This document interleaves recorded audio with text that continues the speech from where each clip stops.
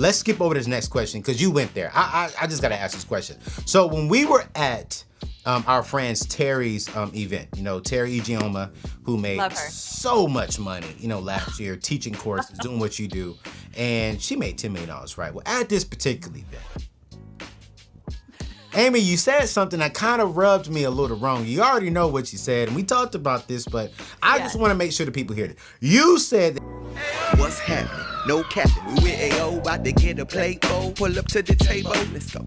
Yo, what's going on, fam? Welcome back to the table. It's Monday morning, and today I have a special one for you. Today we're going to be talking about, ladies, queens, how to grow your business and eventually quit your 9-to-5, aka 8-to-5 job. That's right. I'm so pumped about today's show. But before we get to my guest, I want to set it up like this.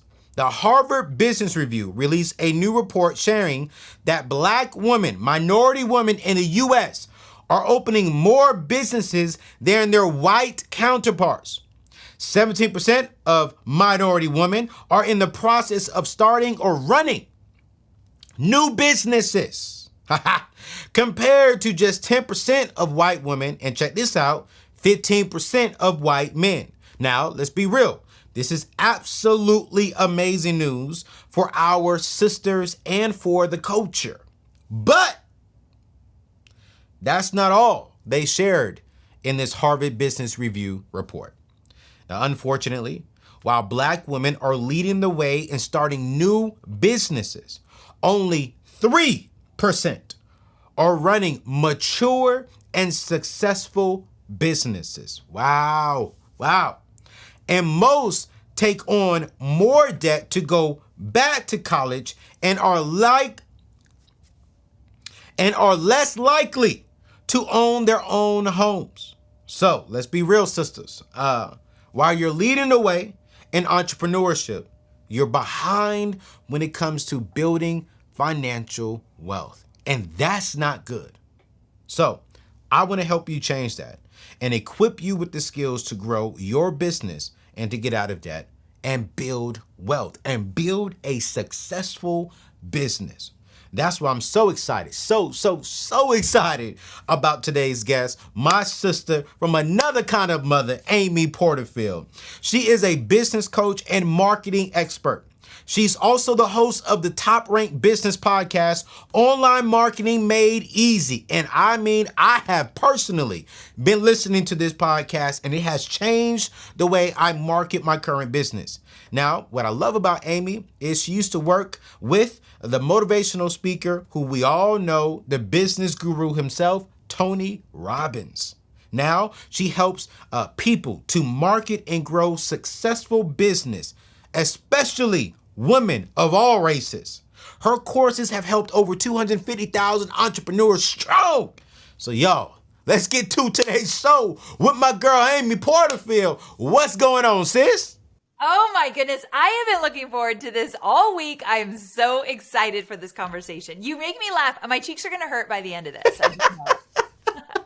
Man, listen, I've been looking forward to this.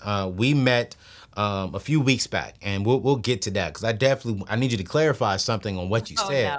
No. But we'll definitely get to that. But let's start, Amy, with your story. Like you are successful. You've built a multi-million-dollar business, and I just want to know. Let's skip the multi-million-dollar business right now. But who is Amy? Like who should we know before the woman you are today? Okay, so I am a wife to my husband, Hobie, and I've been married almost 13 years. And I have a stepson. His name is Cade. He's 19 now, but he was in my life since he was 4. Oh, wow. So that's really special to me.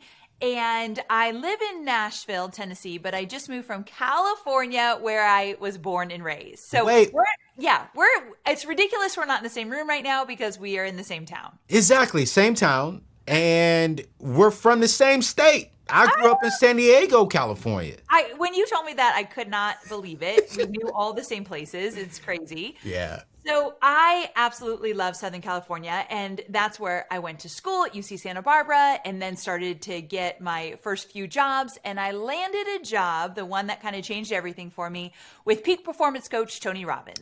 So that was my very last corporate job I had, and I was the content director, which meant that I got to work on the content that Tony did on stage, like Unleash the Power Within and Date with Destiny. What? And that it was incredible. So I literally got to travel the world and work on this content that Tony would do on stage. And it was amazing. So a lot of my entrepreneurial strategies that I learned from the get-go, especially mindset strategies, came from Tony especially. Okay. So I was there almost 7 years. Wow. And it was incredible. And while I was there, he had this one fateful meeting that it was fateful to me, because he brought in a bunch of internet marketers and he wanted to know how they were running their businesses. This is what I love about smart entrepreneurs. They ask other entrepreneurs that are doing amazing things, how are you doing this? So he brought all these internet marketers into the room.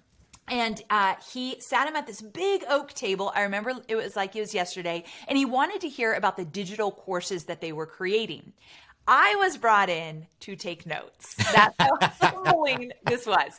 I was not at the main table. I was at a little side table. I was brought in to take notes. And I probably took the worst notes of my life, because as they were going around, all men, for the record, there was all men at the table. They were going around talking about their businesses. All I heard was freedom. I heard lifestyle freedom, financial freedom, creativity freedom. These guys were their own bosses. They were doing their own thing, creating really cool digital courses and really cool businesses. And they were helping other people and they were making a difference. And I thought, I have no idea how they're doing it or what they're doing. Like, no idea. Wow. But I wanted a piece of it. Yeah.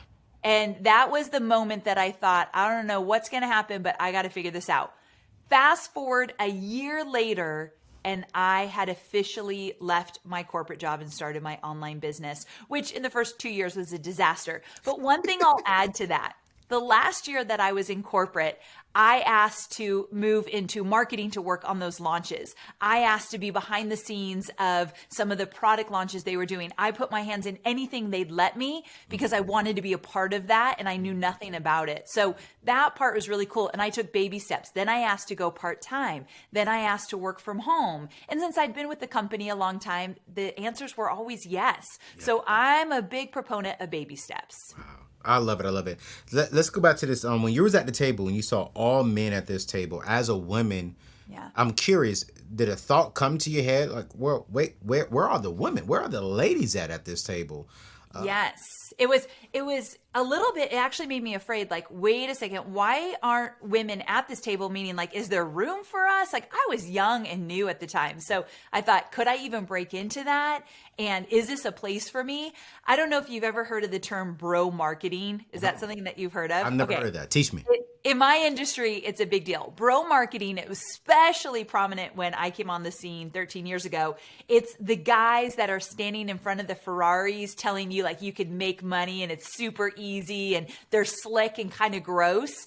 That was the time of bro marketing. Not necessarily the guys at the table, but what I had seen a lot of. Mm-hmm. So I was like, I don't know if there's room for me, but I'm going to figure it out. And one of the first things I did is I found another female entrepreneur doing something similar to what I wanted to do. And that helped me immensely. So I started to look for evidence that I could actually do this. Wow. So let's stay right there. When we talk about female entrepreneurship, because it's big right now, there's this whole, I'm not a huge fan of this statement. I'm going to be real, but, ladies, we're going to talk about that later. But, ladies are really big on starting businesses. The Harvard Business Review just said that 17% of specifically minority ladies are actually starting businesses. Why do you believe female entrepreneurship is important? And why is it so important for women, especially minority women, to be entrepreneurs right now? So many reasons. Number one, we need more representation in the entrepreneurial space. Women in general, but especially women of color. Like, it is something that is incredibly important because Their voices are not represented. They have important things to say. They have a different perspective than, let's say, these white guys that are doing it. And we need that. We need that to be better in this world, to do bigger things. And so being underrepresented, meaning that ideas aren't on the table, things aren't getting done, maybe at the level that they could be getting done. And so that part to me, the voices, the opinions, the insights, the experiences, they need to be there, and they're not there at the level they should. In addition, I'm really big. I don't have a daughter, but I have a niece. She needs to see that other women are doing this. She doesn't need to go into a meeting and see a bunch of men around a big oak table calling the shots, doing all the things, and not seeing herself in there. And that goes even farther for a minority, that she rarely sees herself there. So if these young women don't see themselves, they may never believe that it is their opportunity or there for them. So we need to see it in order to believe it. And I think that's also important. The third thing is that I want women to make their own money. And I know we're going to get to this conversation. I know. But here's the thing. I want women to make their own money no matter if they're in a relationship and their partner's making great money as well. I want them to always know that no matter what happens, they can stand on their own 2 feet alone. And I just think that's really important. And I just know, I know it's going to come. I'm like getting nervous. I'm getting hot in the cheeks. But it's important to me. And I know I'm more confident. I'm stronger. I have bigger opinions because I know no matter what, I can stand on my own. And there we go. That's all I'll say to that. Hey, you know what, though? Real talk. For those of you all who are just now joining the show, y'all, Amy Porterfield is legit, man. I've had an opportunity to do an event with her and then also break bread with her. And we laughed. And I'll talk about one of the coolest ladies I've ever met. And then I can go a little bit deeper because I can say this with Amy. One of the coolest white people I've ever met. Wow. We had a real hard conversation. Amy's sitting right there like just, let's talk. And you have a heart for all people, but I really do love your heart for even people who don't look like you. So when I hear you say that kind of stuff, it's so cool. Let's skip over this next question because you went there. I just got to ask this question. So when we were at our friend's Terry's event, Terry Igioma, who made so much money, last year, teaching courses, doing what you do, and she made $10 million, right? Well, at this particular event, Amy, you said something that kind of rubbed me a little wrong. You already know what you said, and we talked about this, but I just want to make sure that people hear it. You said that you believe that a woman shouldn't need a man for nothing when it comes to making money. And so all the brothers in the room were like, ooh, like we felt like we were not good partners. Like we were not good helpmates, for our queens. And you was like, you would never partner with the man again. Now you're married, so we're not talking about the marriage life. You're talking on the business life. I know your husband, love your husband, great stuff. But on the business tip, you really believe that a woman doesn't need a man, should never partner, or help me understand what you're saying. Okay. I don't want to put the wrong thing in your mouth. Okay, and I actually we didn't get to talk about your perspective and how maybe the men were feeling in the audience with that. So please let's come back to that because I could learn from that. So I want to hear that. Okay, I'll give you that one. Okay, good. So when we were talking, little did I know our friendship started after that. So if I only knew you the way I know you now, I would be dying inside what I was saying. So first of all, we got to back up. The conversation turned to one of the hardest thing I've ever gone through, which was a partnership that I got into halfway into my business with a guy, and not like you said, just a business partnership. Yeah. And it went well for a while. And then when I wanted out, it was really, really, really hard. And no disrespect to him. I was not who I am today. I was scared to speak up. I let him call the shots. I asked him questions every which way. And if I'm being honest, I've got some daddy issues going back to the way I was raised with my father. He was the boss, the number one guy in the family. He made the money. He called the shots. My mom was very meek in terms of how she showed up in the family, very loving and supportive, but she was definitely not going to overrule my father in any which way. So I was raised with a really dominant father. And so then I think I took that into my partnership and I let my partner be the boss. And so when I got out of that, I promised myself never again will I give my power away to somebody who doesn't deserve it. And that's really where it came down to. Okay. And so from there, I probably swung the pendulum really far the other way. And I did say I will never, and I don't think I ever will, get into a partnership with anybody, for the record. Oh, that's And the good. wait, go ahead. What? Thank you. I was about to say that's good. You're just not knocking men. You're knocking. No, I won't get into a partnership with a woman either. And the reason for that is that I really didn't believe in myself. I didn't know if I could do this on my own. I was scared to go at it alone. And when I finally did, I got out of the partnership and I finally went out on my own. I realized, holy cow, I can do this. No matter if I'm scared. Anthony, I'm like scared every day of some decision that I make in my business. I agree. I'm nervous. I'm scared. I'm like, is this the right decision? I don't know, but I do it anyway. But I do it anyway. And I want women to know that you don't have to have all the answers. You don't have to have it all figured out, but you do have the power inside you to make something amazing. So my experience is that I won't do it again, but maybe some other people will. But can you tell me, because I want to talk a little bit about the man thing. Yeah. How were you or maybe other men feeling in the audience when I was like, I don't need a man to make money? Because I really did say that. And that is actually tiny bit disrespectful to my husband because he is my rock. Like without him, I'm in a puddle on the ground. So he would give me a side eye if he heard that one. Like if he's in the room right now, he'd be like, I have something to say. But he's not in my business. Right. And again, this is I'm going to tell you what I was thinking pre-meeting you, pre-hearing, like pre-having a friendship with you now, right? Yeah. I saw that big beautiful rock on your hand. And I was like, well, you don't need a man to make money, but you need a man only on your personal side.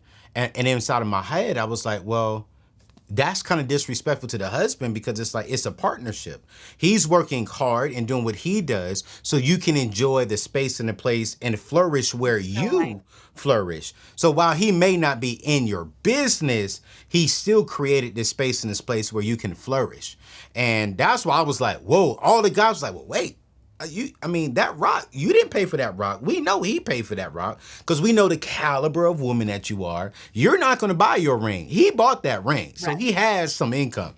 So when we heard that, I was just like, Amy, you just played all the good men in here. You know, You're so right. Oh my gosh. I didn't even get that when we got to sit and have dinner. I didn't get it. We laughed about it, blah, blah, blah. But that, he does create the space to allow me to do this. And he listens to me when I tell him all my worries and concerns and everything that come up in the business. And he reminds me that I can do it and pushes me back out there to keep going. Like, I don't want this business without my husband so you are 100% right. Okay, then let's go. Okay, Amy.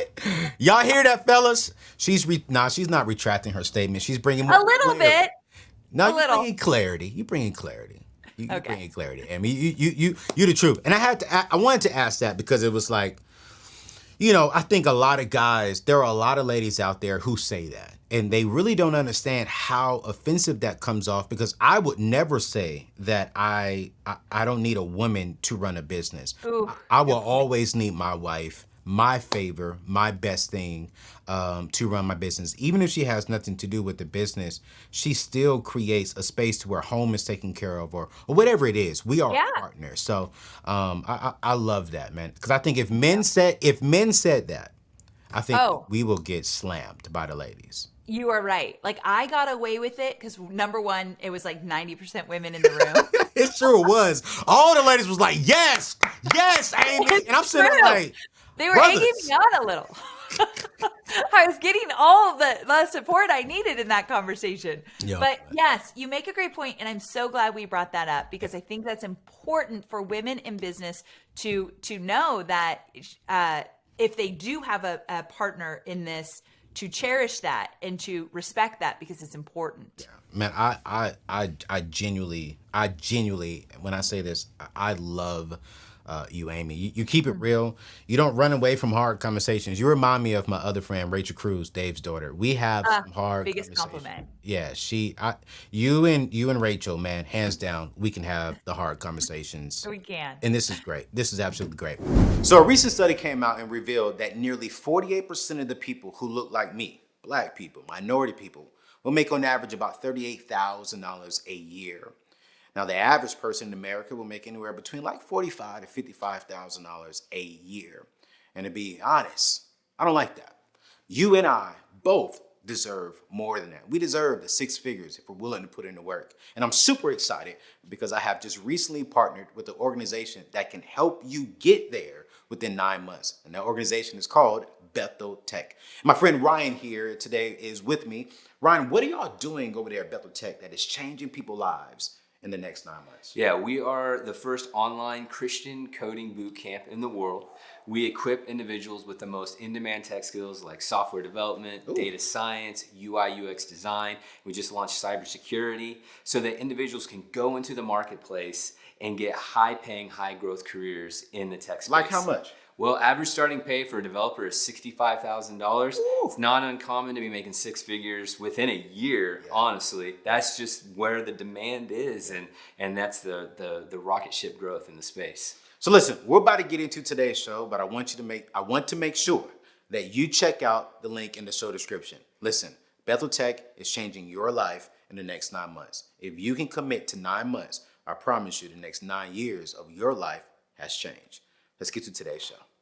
Yo, we just now tuned into the show. Welcome back to the table. It's your boy, Anthony O'Neill, man. Thank you all so much for joining me today. It's Monday, and I have my dear friend, my sister from another mother, Amy Porterfield, who is one of the best in the business. You all want to keep it locked because now we're about to dive into her expertise, her skill sets, what she's known for. This is a woman, and y'all know me, I call all my friends queens, especially if they're ladies. This is a queen who has built an empire. And yes, I will respectfully say this. She built this without her husband's help and physically in the business. And so I want y'all to dial into this next part of the show because it's going to really help you. So Amy, one of the things and the reason why I wanted you on the show is because I'm very big on making sure that I celebrate and help our queens become successful when it comes to building a business. There are a lot of single mothers out there who unfortunately are not getting help from, their fathers, from the baby's fathers. There are single ladies out there who want to be successful. What would you say are the keys to building a successful, mature business that someone can eventually quit their 9-to-5 job to pursue this thing full time? How do we do it? How do they do it? And let's talk specifically to our ladies. Okay. I love that you said successful, mature business. And when I hear that, I think a business that is here to stay. We're looking for longevity. We're not looking for get rich quick, really kind of process, but we're looking for something that will create a legacy around. And that's really what I think about when I think about successful, mature business. Yeah. So where do you get started? How do you do something like that? The number one thing is that you've got to look at your expertise, your knowledge, your know-how, your skill set, because everybody has something they can bring to the table to create an online business with. So it might be something that you're getting paid for right now, but it might be something you just do really well on the side that could become a full-time thing. So for example, you might be an accountant, but in your personal life, you have a few Airbnbs that are doing really well, and you're always keeping them full. You always get the best reviews and you're making good money on the side. That could actually become, in my case, a digital course that I teach people how to make, but a business where you're coaching people on that, consulting or creating a digital course around how to have the most successful, profitable Airbnbs. So there's all these different things that you could do. So I promise everyone listening right now, especially the women, you have something in you already that could become a business. So that's the first thing. What is it? What does it look like? The second thing is that you have to consider maybe starting a side gig. You could go for it all. I did. I started a business right after leaving corporate, and it was really hard the first 2 years. And what I kind of wish I did was started a side gig where I would do something on the side, make sure it's making money consistently, and then leave my 9-to-5 job and go all in with that one thing that I had created. So think about in terms of creating a successful business. You can start slow, you can start small, you can ease into it, but you have to get started. And that's the thing that most people just don't do. They think about it, but they don't do anything about it. Ooh, that's a good one. Think about it, but they don't do anything about it.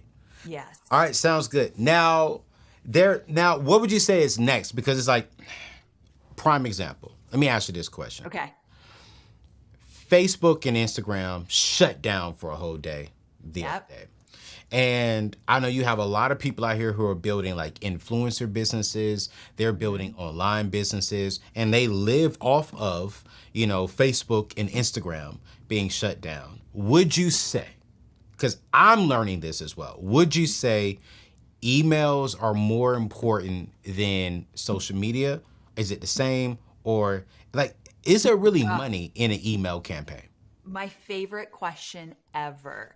So absolutely, email and subscribers on your email list are more valuable than anything you'll do on social media. In fact, an email subscriber or an email will convert 4 times more than any social media post that you ever do. And there is money in that email list. So let's talk about this. Okay, let's talk. The day that Instagram and Facebook went down for hours and hours, I sent an email and made $17,000 with one email. And the coolest thing is that email was already scheduled, but if it hadn't been, I would have rushed to put together an email. $17,000 in a day that social media went down. And the coolest thing about that is I know, just like I don't need a man for business, I also know I don't need social media in order to keep my business alive. Now, I will say social media is very valuable to my business, and I love it, and I hope it doesn't go away, but it's not the number one asset. My number one asset in my business is my email list. Okay. So thank you for bringing this up, because anybody who wants to grow a business online, whether you want to create a digital course, a membership site, consulting, coaching, whatever it is, a physical product, if you're doing business online, you must have an email list of subscribers that are eager to hear from you. And I'm not talking about an email list of 100,000, 200,000, which is more in line with you and I. Yeah. I'm talking about an email list that's like a couple hundred. That's all you need to do to get started. Wow. I have one student, he created a digital course about photography. Yeah. He had 100 people on his email list, launched his digital course, and made $12,000 with 100 people on his email list. So believe me, I'm not talking about a huge email list. I'm talking about a quality email list. It's true. You've proven this. So let me ask you this question, because I think this is something that we really need to really focus on, right? Like, there are so many people right now who have a small business. Like, a lot of my clients, not clients, but a lot of my people who follow me have a hair store online, have an online business boutique. They're selling hats, they're selling clothes, they're selling courses. Some of them are selling courses. Some of them want to learn how to make a course. But it sounds like, rather than just focusing on building your influence on social media, how do you build your influence via emails? Can you give us maybe 3 things? Because I know you have a course, and y'all, trust me, we are going to launch her course. We're going to link her course in the show description below on how to really build an email list. And y'all, I'm going to take it because I need to grow it. I need to grow it. So, because I have something coming out next year that I'm just like, I need an email list, a stronger email list. So I'm going to do it. So I want y'all to check it out. So we're going to drop her information in the show notes below. So you can go check the course out. And it's very, very affordable, y'all. So trust me, you're going to love it. But what are like the top 2 things to start an email list that we should do?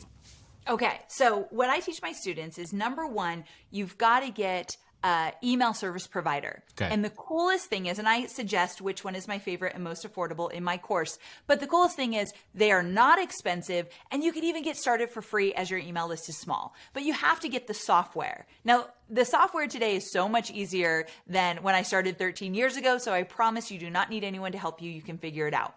Once you have an email service provider, like, let me give you an example, ConvertKit. That's my favorite. But that's the one that I'm using. Yes. Oh, perfect. You're using the best one. Yes. So yeah, ConvertKit's my favorite. There's other ones like Aweber and MailChimp and all of that. And quite honestly, most of them are really great, so you're good to go. Okay. Number 2, you've got to get a lead magnet, a freebie, a giveaway. All the words mean the same thing.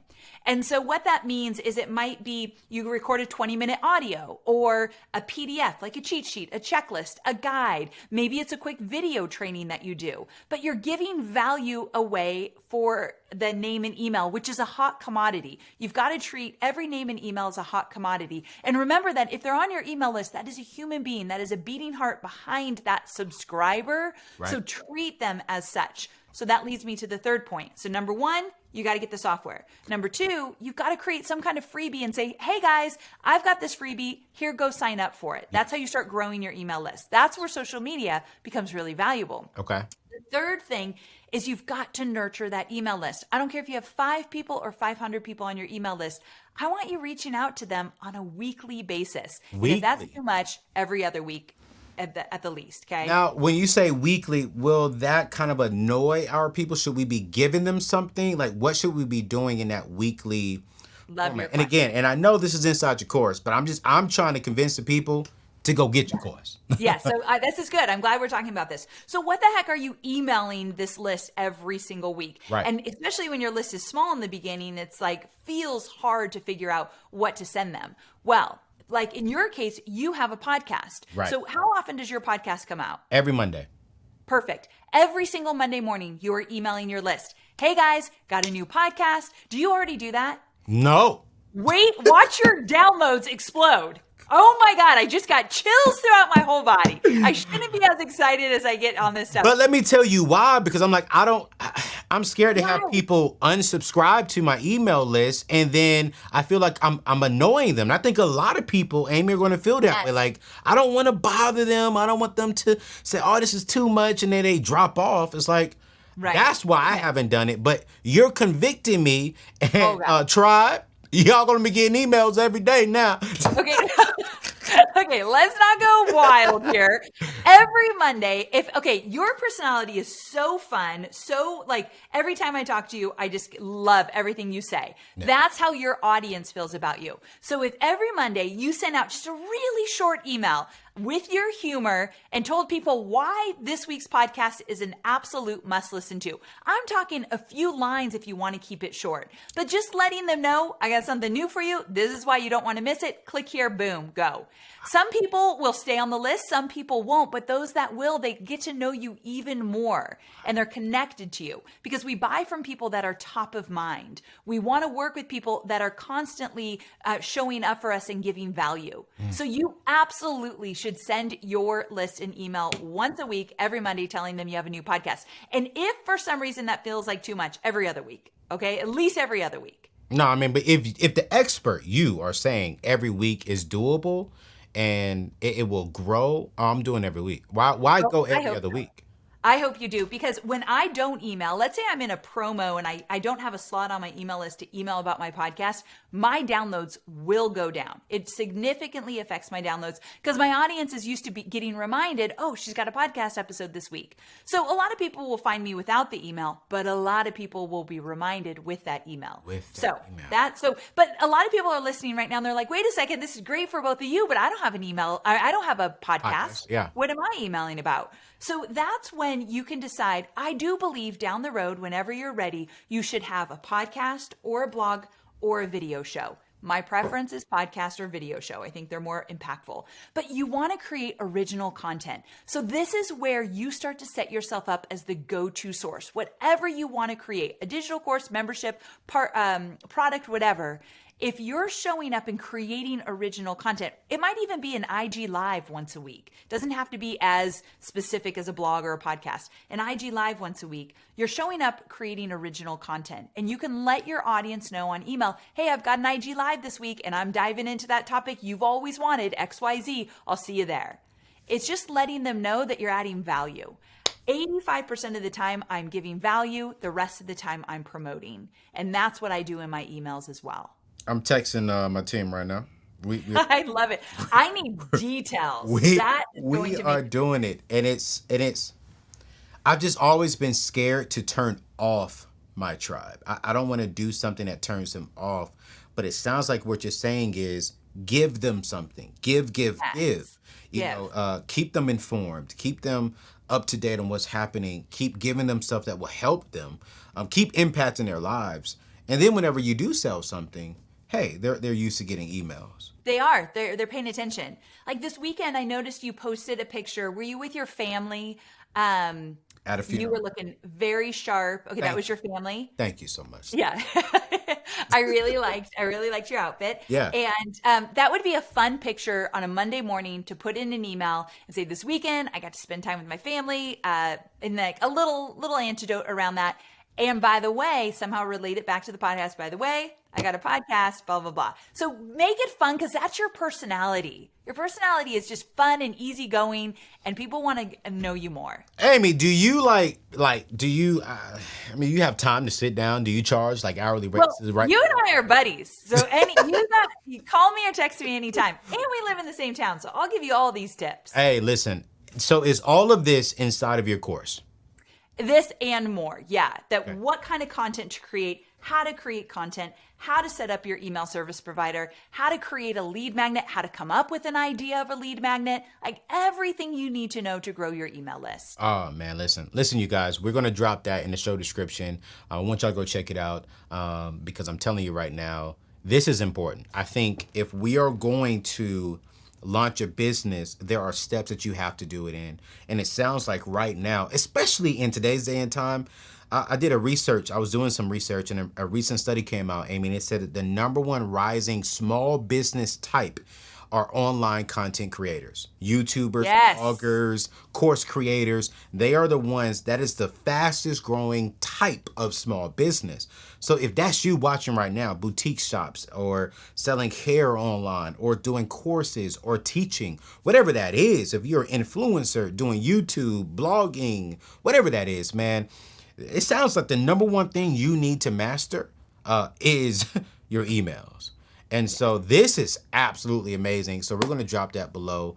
And Amy, I thank you so much for your time today, because this is important. Now, for the people who missed your course that you just launched this whole course on your other expertise is teaching people how to actually launch an actual digital course.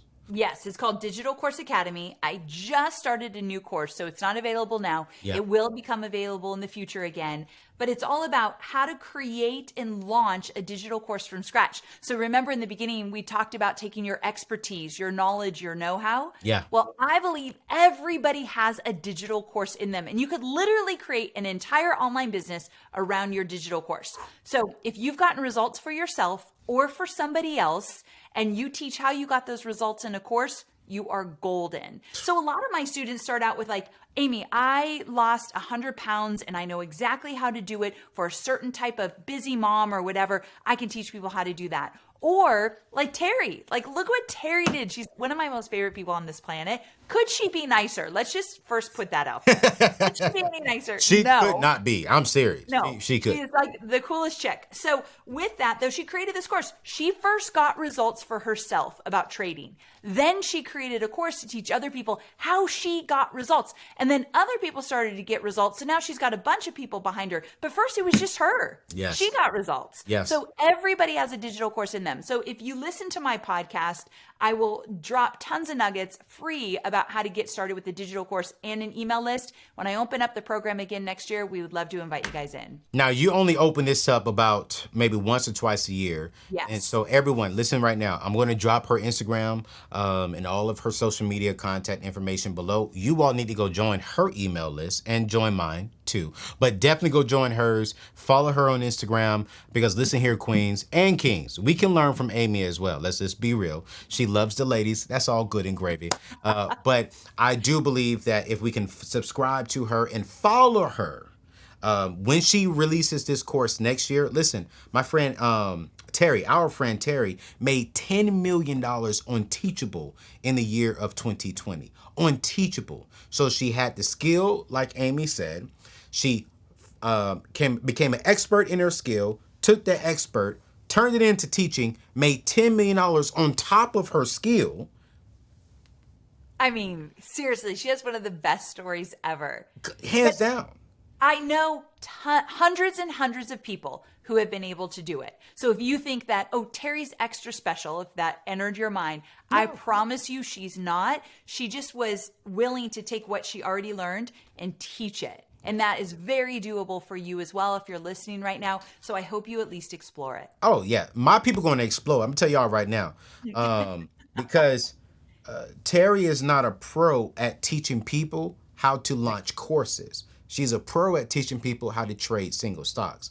Amy Porterfield is a pro at teaching you how to take this from here and turn that into this right here.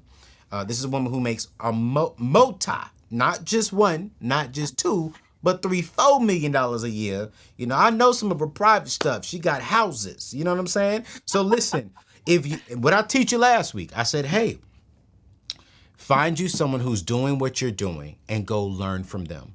Right now, until next year, go build your email list up. So when she opens up her course, then you already have a solid email list because you took that course. Now she can teach you how to turn it into something very good. And now you may not make a couple of millions your first year, but you'll make 6 figures. You know, you can grow something. She made $17,000 when we were all sitting here scrolling and rechecking his Instagram back up. While we are rechecking, she's over there getting this money. Getting the money. Right? It was so good. It was a good day. Oh, man, I'm so frustrated, yo. So, Amy, thank you so much. For the people who want to look up more information, where can they find more information about you before we do the table uncut, where I ask you some more fun and deeper, little bit deeper personal questions? But where can they find you? Thank you for asking. So my most favorite place to serve is my podcast, Online Marketing Made Easy.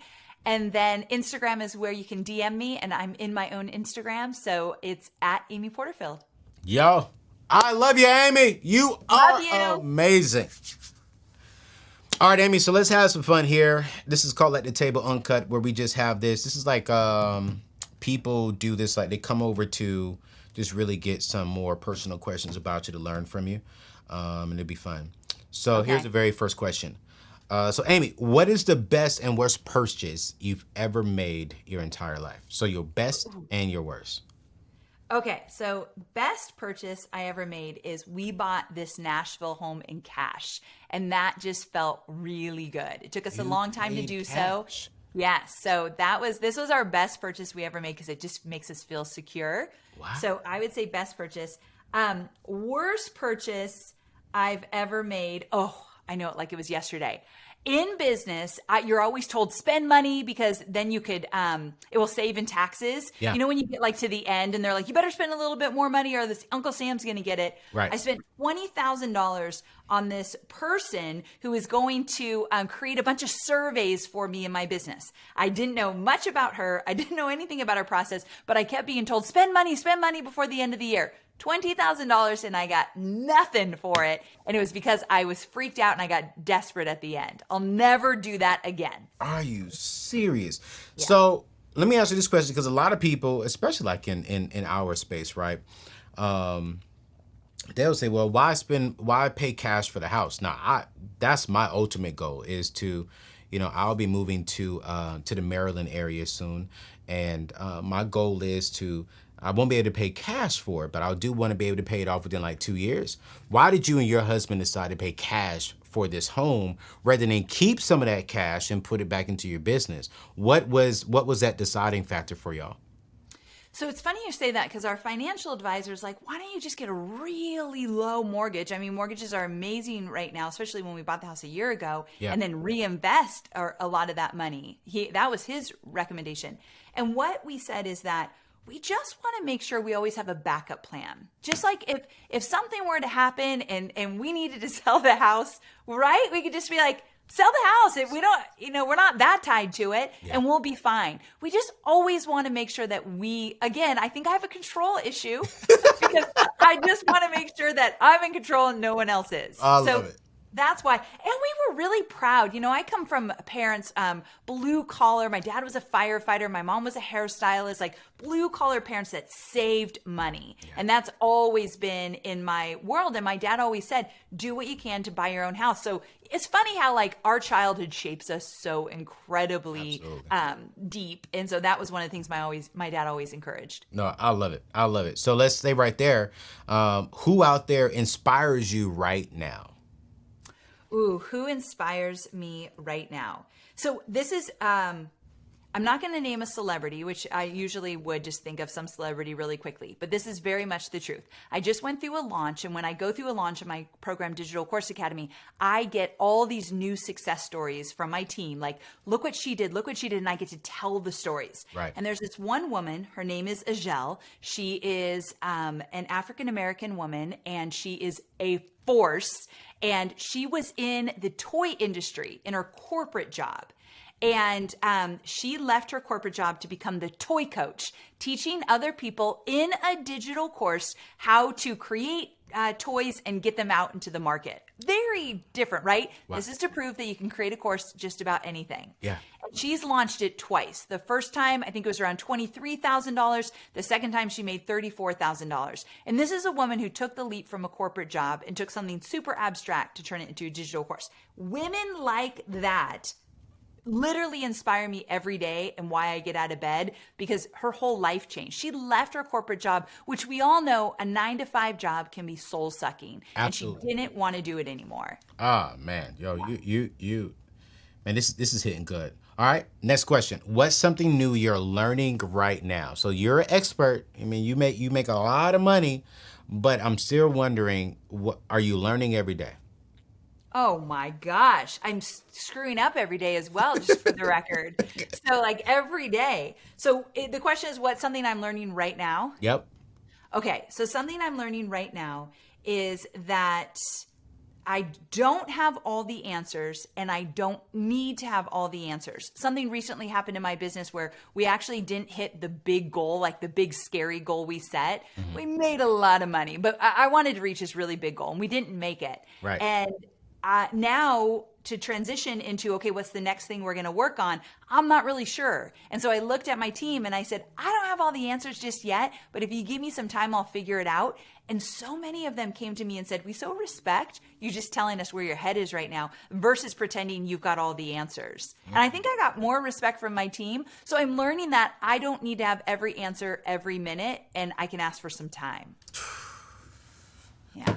I'm learning that same thing. I really am, especially within my new transition. You know, it's yes. You're going through a lot of transition right now. So like you're figuring it out, I bet. I am. I've made so many mistakes. I've hired so many people that I wasted money on that didn't come right. Mm-hmm. So I totally get it. What is one thing, and you got to think about this one, when it comes to the world today, what is one thing you would change about the world today? Ooh. Ooh. Uh-oh. So one thing that I would change about the world today, I don't know the answer. I don't know the answer. I don't know how you do this, but I would make it easier for voices that don't typically get heard, especially in entrepreneurship, to be able to step up and have a place at the table a whole lot easier. So not to get into all the details, but I didn't have enough diversity on my podcast a few years ago. Uh-huh. And we made a goal to have more voices, specifically women of color, on my podcast. Yeah. My podcast is not only grown, done better, but it's way more interesting now that I did that. And so if I'm one tiny little online business, imagine if so many more of us, especially white women, white men, would actually make more space. And even if, this is another thing, don't get me on my soapbox, but it's important. Even if that person's not super successful, I have a business that last year we made $16 million in this business. And I only say that, I typically don't bring that up, but this is important. It's a private group of people. This is not, I got you, Amy, but thank you, Lord, I'm connected to this. Yes. Okay, but this is where it's important. I made all that money last year, and with the help of my beautiful team, but I shouldn't just look for other women that are making that much money and invite them into my world to share. Women that have made $100,000 in their business still have really important stuff to say. And I made the mistake of looking for people that were like equally equal to me in terms of what I was making. And that was a huge mistake. It was cutting off so much great value from people. So I think that's important to not look, don't invite people to your table just because they're ultra successful like you. Invite them to the table because they have something really valuable to share. I'm done. I don't even want to ask the next question. I want to end it right there. Because I always tell people, Amy, I remember when I was working with Ramsey, someone asked me, do I believe in white privilege? And I said, yeah, I believe in black privilege too. I believe privilege is a real deal, and I don't think privilege is necessarily wrong. I think how we steward our privilege is where we go wrong. And what I hear Yes. you saying is, hey, I have these privileges, but I'm not gonna reach down because they're below me. But I make 17 million. She makes 100,000. Let me go and bring her to the table because she's just as smart, she's wise. But Yes. she needs someone who can bring her to the table. He needs someone who can bring her to the table. And there were tables that I could bring Dave Ramsey to that he couldn't get into. And there were tables that he brought me to that I couldn't get to. But we steward the privilege as well. And I think that's where people get so confused is I think people just mismanage. They missteward their privilege. So thank you for doing that. Well, I love how you said that. So I'm going to remember that about how I steward my privilege. That's and it. yeah, that is important. I've never said it like that, but I love it and I That's it. will. I mean, rich people have privileges, black people, white people.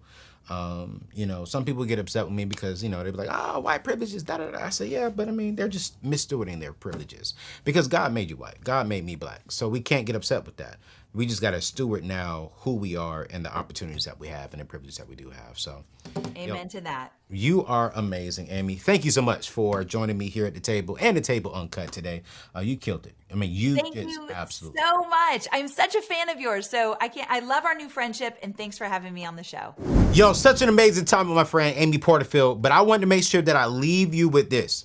If you have a 9-to-5 job and you're growing a business, you might be wondering, okay, Anthony, I just got this great information from Amy. I've been following your brand. I've been listening to a lot of different people talk about, take your message and turn it into a profit. But hey, when is it the right time to actually quit my job and work for myself? That's a great question. And here are 8 things you need to have in place before you quit your job and dedicate yourself to your business full time. Here's number 1. Make sure that your business earns at least 1.5 times your monthly check at work. Oftentimes I see people leave their job because they have a real good month, but then, they're like, yo, I can leave my job. No. Make sure that consistently for at least a period of 6 months to a year, you've been able to make the same money and you can project that you will make the same money at least 1.5 times your monthly check at work. Now check this out. When you're getting at least 1.5 times your monthly, right? You're actually gonna go up to about 2 times once you're actually able to dedicate that to yourself full time because now you have more time. With more time means should be able to make more money. What I do not want to see is you leave your job because you had a good month or because you had a real big check, but you don't have something consistently coming in. So number 1, make sure that your business earns at least 1.5 times your monthly check at your work. Number 2, you have to have a clear vision for your business. Yo, what are you doing? This shouldn't be just a hobby that, oh man, I think I'm gonna take it on full time. No, you need to sit down with some mentors. You need to sit down with some people in this particular space and make sure that you identify what's the vision, how are you going to work that vision, what's the plan, all right? You got to have a detailed plan so that way you can scale long term. Number 3, make sure you're completely debt free. Listen to me clearly. The last thing you want to do is get out there, start a business, and then also on your personal life, you're struggling, you're living paycheck to paycheck. Because your personal life is going to put this demand on you financially to not only make money so you can provide and scale your business long term, but then also you need to make money so you can pay off this debt and have a lifestyle. No, get out of debt first. Get a fully funded emergency fund for your personal account first. Then once you have a solid foundation for your personal life, then we can get into, all right, let's start a business. Because here's the truth. You're going to go through some ups and you're going to go through some downs during that season. Trust your boy. All right.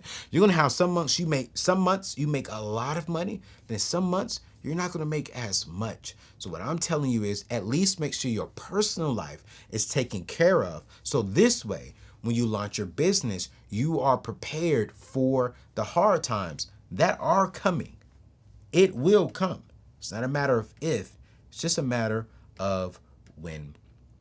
Number 4, make sure you can identify and find a good accountant for tax purposes. I have a show coming up here soon with my personal accountants and CPAs because I need someone that can really teach me how to properly write off the things correctly. So this way I'm not getting in trouble with the IRS. I'm not having, if I get audited, at least I have everything in place. And you know what? I can honestly save money because when you do launch a business, there are some things that you can honestly save and do the proper things. So listen to me clearly. Get you a real good accountant for tax purposes. Here's number 5. Have a fully funded emergency fund. 3 months for your personal side, and I would definitely say 3 to 6 months for your business side. Because, businesses, depending on season, if something like COVID hits again, you want to make sure that your business can at least maintain itself for at least 3 to 6 months. And I would say whatever you have on your business side, have on your personal side. So this way, it's well balanced. So if your business can go 6 months, make sure your home can go 6 months. Remember, a fully funded emergency fund simply means what are the bare minimums that we need to survive? All right. What is our mortgage? Okay. What is our rent on the business side? What do we need? Our employees, our staff, any bills that we have, electricity bills, stuff like that. Make sure that we have those things in place inside of emergency fund. Don't forget, I park my emergency fund at Prize Pool. Their information is in the show description below. I do not recommend them for a business account, but I do recommend them for a personal account. So check out my friends over at Prize Pool to where you can park your emergency fund for your personal side. But for your business account, that should be connected to your checking account for your business. All right. Number 6, have a solid clientele and repeat customers or consistent clients. Don't leave because you signed one client, or don't leave because you just cut one hair, or you just done one hair, or you sold this one product. No, make sure that you've built a clientele that demanded you to actually leave. Okay, make sure you can you have people out there who love what you have to offer, who love what you're selling, who love what you are doing. So this way you have a consistent clientele, aka some revenue coming in your business on a regular basis. Number 7, have your health insurance set up. Figure this out some kind of way. Make sure at least you have your medical, okay? Make sure your medical is taken care of. Make sure you have a good medical, I even say a medical savings account set aside for like your dental and vision. I don't really do dental insurance nor vision insurance. I just actually kind of just added a little bit more to my savings account, emergency savings account for my medical expenses, just in case if something does happen. Here's the last one, which is so important, number 8. Be humble enough to be the CEO, secretary, and janitor. When you first start your business, yes, it's going to be your business. But you know what? You may have to go out there and book your own stuff. Be your own secretary, manage your own calendar. And you know what? You may have to get out there and do the nasty stuff, the not so fun stuff, the not so popular stuff. And that's okay. You want to be humble. Yes, you are the CEO of your company, but show people that, you know what, you're in a new season, you're willing to learn, you're willing to ask the right questions, and you're willing to serve them. And when you have that humble spirit, people will work with you more. People want to help you get closer and closer to your vision and to your goals. So those are the 8 things that I recommend that you have in place before quitting your 8 to 5 job. Now, before we leave, I want to leave you with a scripture and affirmation for the week. Today's scripture comes from Philippians chapter 1, verse 6. Being confident of this very thing, that he who began a work in you will perform it until the day of Jesus Christ. Today's affirmation: all my thoughts and efforts lead me to the success I desire. Ooh, say that again with me. All my thoughts and efforts lead me to the success I desire. Yo, we've had an amazing show. I want you to go check out the show description. Click on the link to join Amy's Porterfield's podcast to learn how to build your email list. Click the link in the show description so you can and go be successful and experience everything you desire.